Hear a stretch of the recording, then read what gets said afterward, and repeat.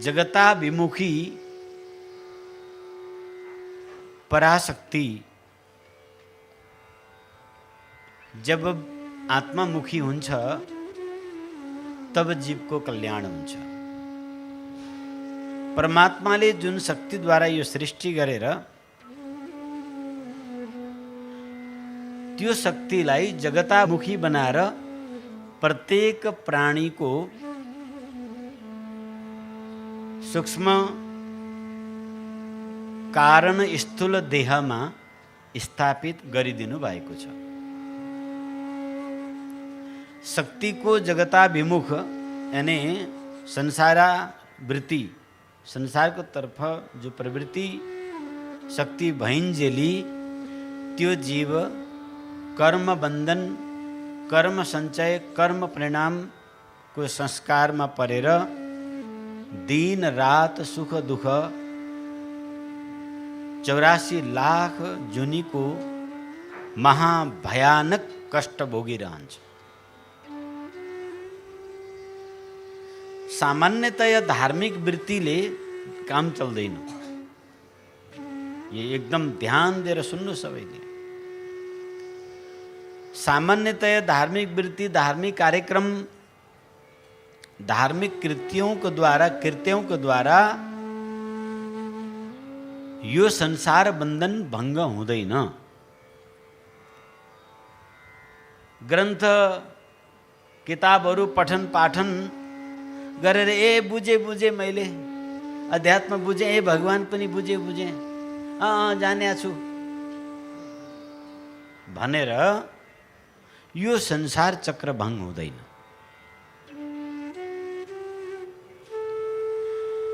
यो दिन रात को आवागमन को जो घोर कष्ट छ यो नष्ट हुँदैन। जब तक अन्तर्निहित त्यो पराग शक्ति, त्यो अल्लादिनी शक्ति,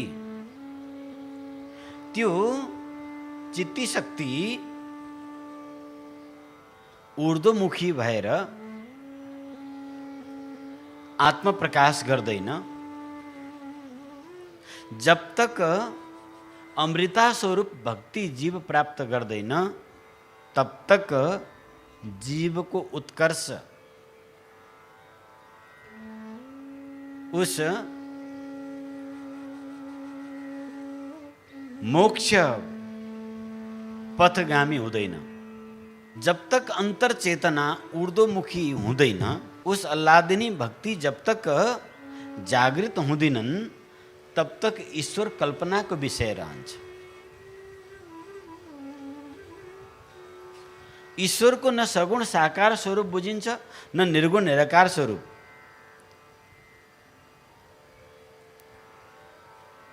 सगुणा भक्ति वा निर्गुणा भक्तिको जो चर्चा गर्छन्, निर्गुण भक्तिको लागि भक्त पनि निर्गुणै हुनुपर्छ। क्या? निर्गुण भक्तिको लागि, निर्गुण उपासनाको लागि भक्तको स्थिति पनि निर्गुण हुनुपर्छ। अब निर्गुण स्थितिमा भक्त पुगिसकेपछि बाँकी नै के रहन्छ? निर्गुणको उपासना हुन सक्दैन। निर्गुणको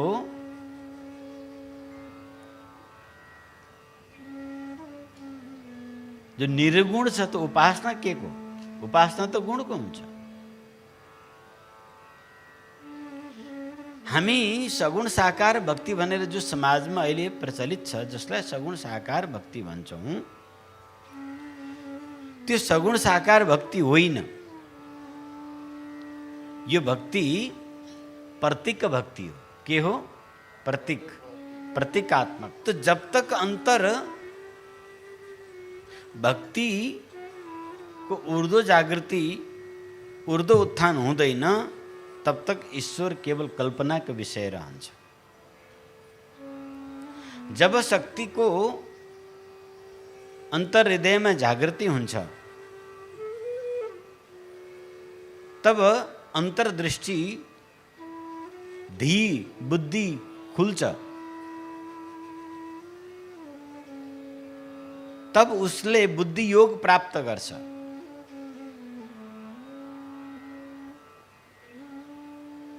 तब ईश्वर अनुभव गम्य हुन्छ।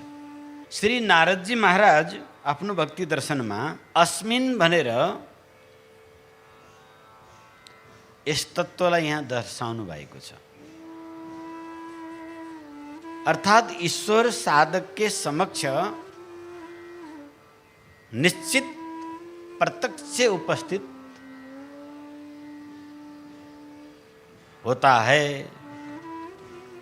भक्ति दर्शन से। जब साधक साधना करते करते करते उसका चित्त शुद्ध हो जाने पर शक्ति अपने अभिन्न उस परमात्मा के दिव्य अनुभूति कराती है।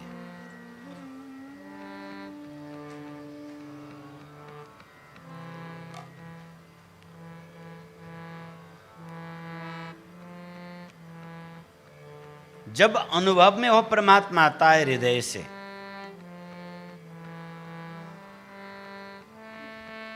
उपासक और उपास्य दोनों आमने सामने होते हैं। उस द्वैत अवस्था वो सगुण अवस्था है। बाकी वृक्ष,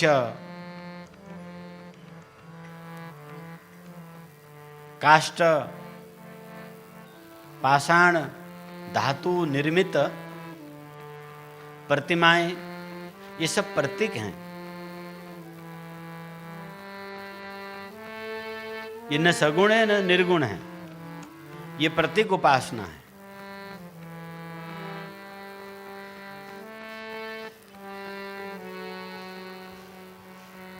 जब शक्ति को ऊर्ध्व जागृत होती है तब परम प्रेम रूपा भक्ति,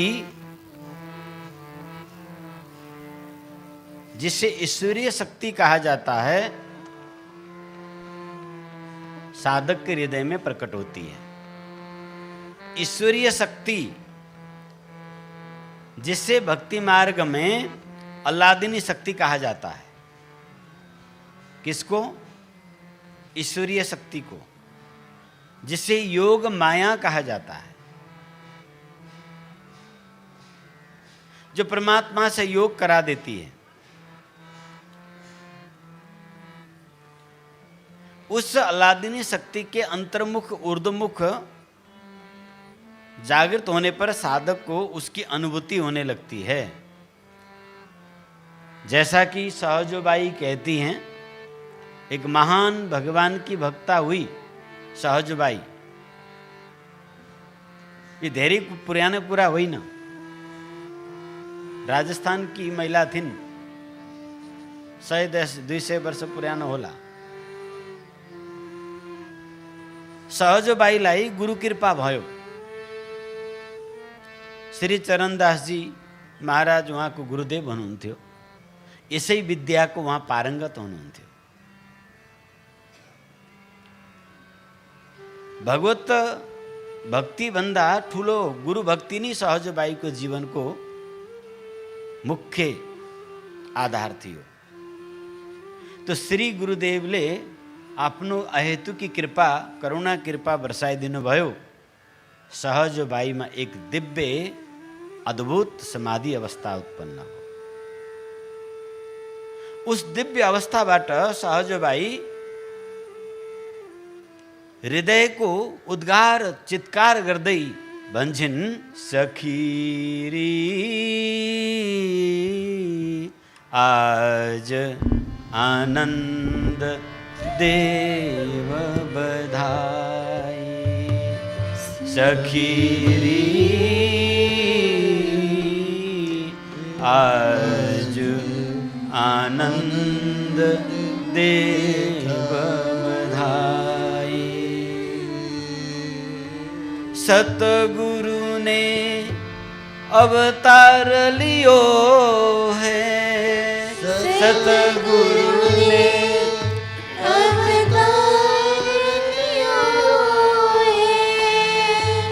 मिली मिली मंगल गाई।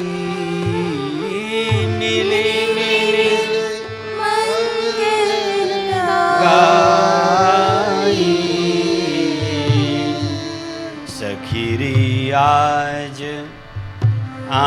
आनंद देव बधाई सखीरी आज आनंद देव बधाई। अद्भुत लीला कहा बखानो, अद्भुत लीला कहा बखानो, मोह पे कही न जाई सखीरी, मोह पे कही न जाई सखीरी आज आनंद देव बधाई, आज आनंद देव बधाई। बहुविधि बाजे बाजन लागे, बहुविधि बाजे बाजन लागे, सुनत हिया उलसाई, सुनत हिया उलसाई सखीरी आज, सखीरी आज आदेव आनंद बधाई सखीरी आज आनंद देव बधाई सखीरी आज आनंद देव बधाई।